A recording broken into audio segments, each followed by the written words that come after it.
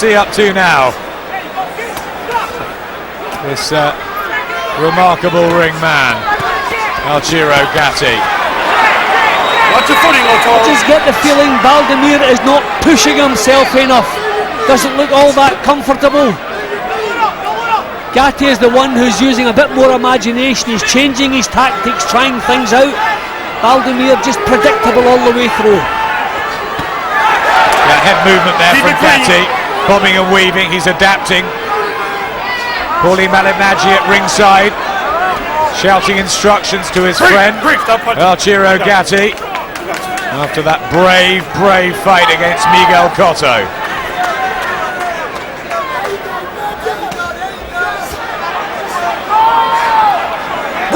I'm actually wondering if Baldomir is struggling with the pace here.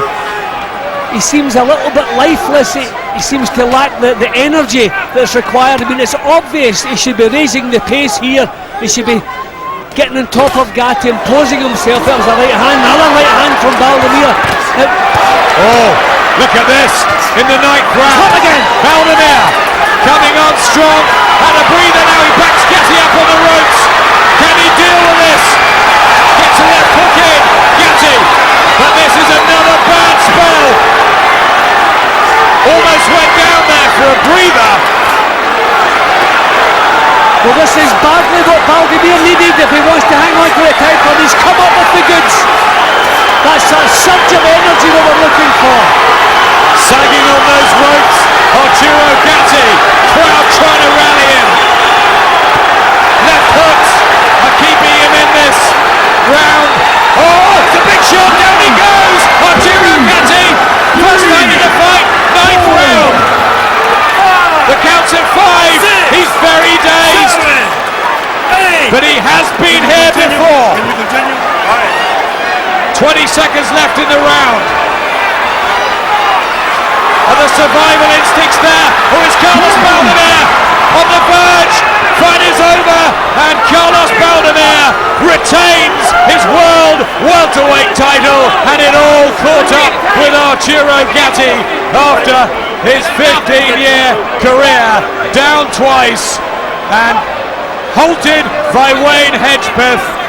And that is a massive win for Carlos Baldomir, and probably, Jim, the end of a fabulous career for Arturo Gatti. Yeah, I would say so. Just suddenly the job became far too big for him. We wondered the welterweight division against a full-blown, tough, strong welterweight. He was giving signs that he was struggling a bit, but the amount of times Gatti has come back in situations like that, you cannot keep asking that of your body. He's stepping up to the welterweight division.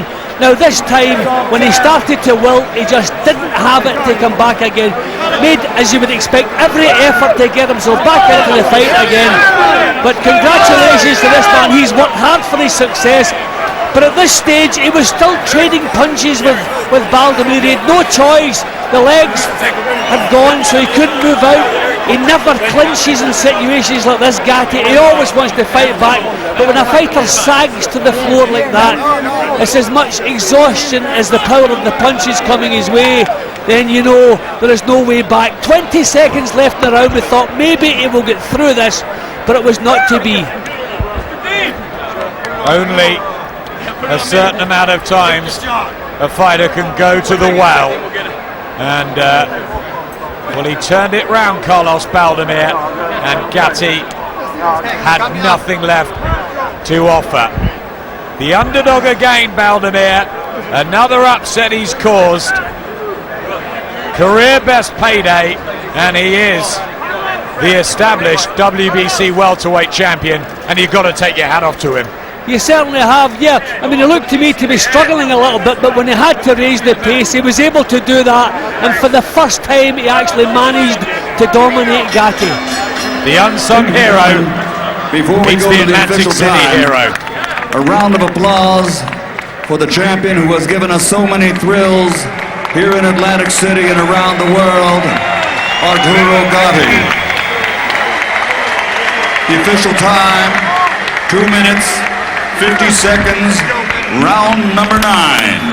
The winner and still WBC welterweight champion of the world, Carlos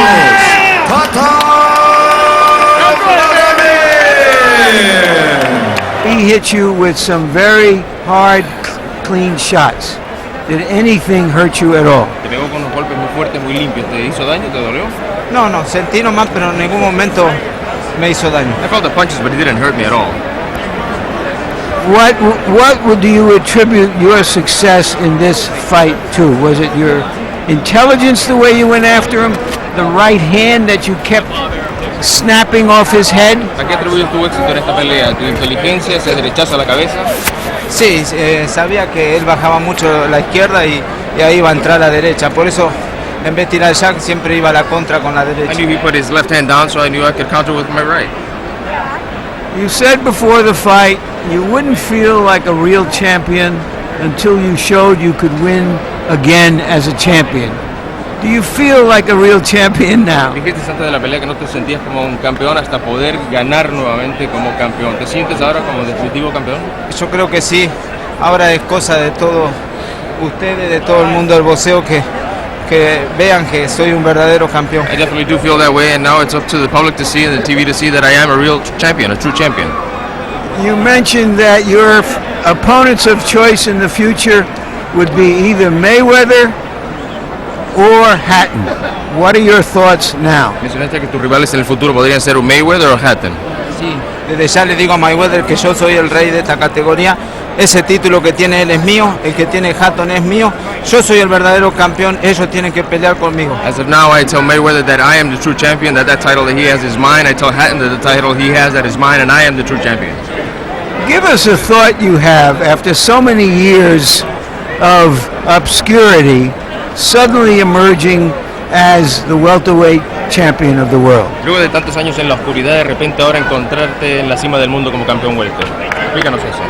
Para mí una alegría muy grande porque, como ya dije, 7 años sin perder, peleando en todo el mundo y nunca me habían dado la chance mundial. Hoy soy campeón, ya tengo mi primer defensa y voy por Mayweather. It's an extraordinary feeling after being a having fought for 7 years without losing, and now I am a champion and I'm looking for Mayweather after my first defense.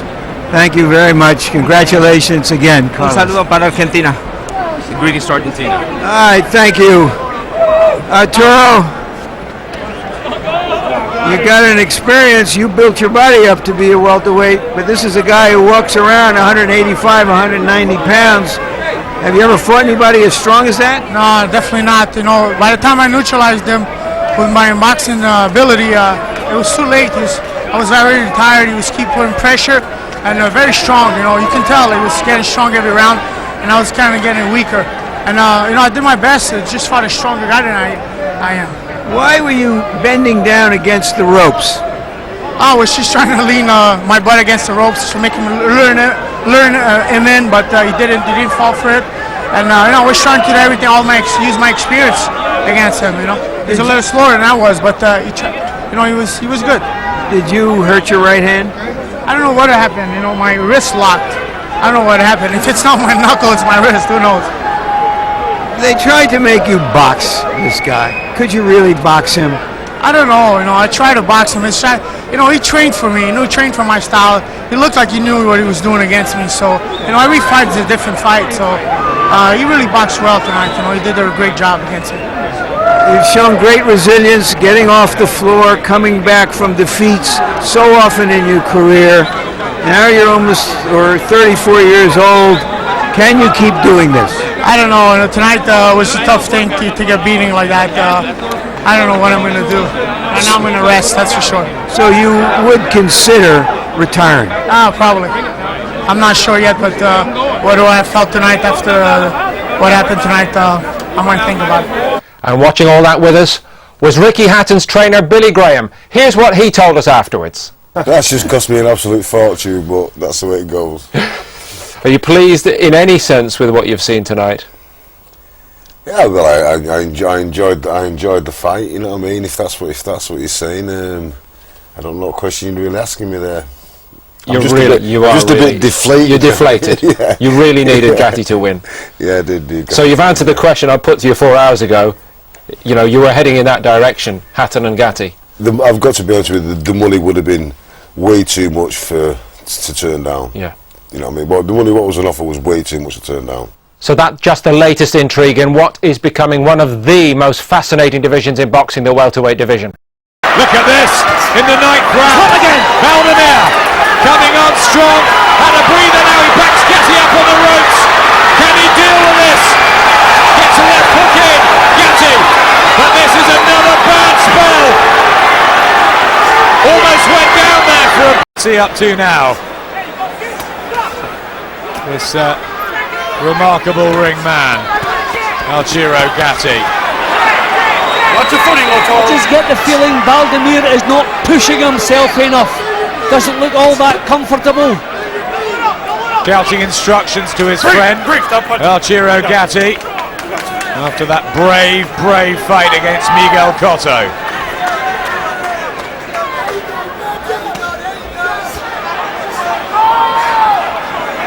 I'm actually wondering if Baldomir is... Gatti is the one who's using a bit more imagination. He's changing his tactics, trying things out. Baldomir just predictable all the way through. Yeah, head movement there from Gatti, bobbing and weaving. He's adapting. Paulie Malignaggi at ringside, struggling with the pace here. He seems a little bit lifeless. He seems to lack the energy that's required. I mean, it's obvious he should be raising the pace here. He should be getting on top of Gatti, imposing himself. That was a right hand, another right hand from Baldomir. Oh!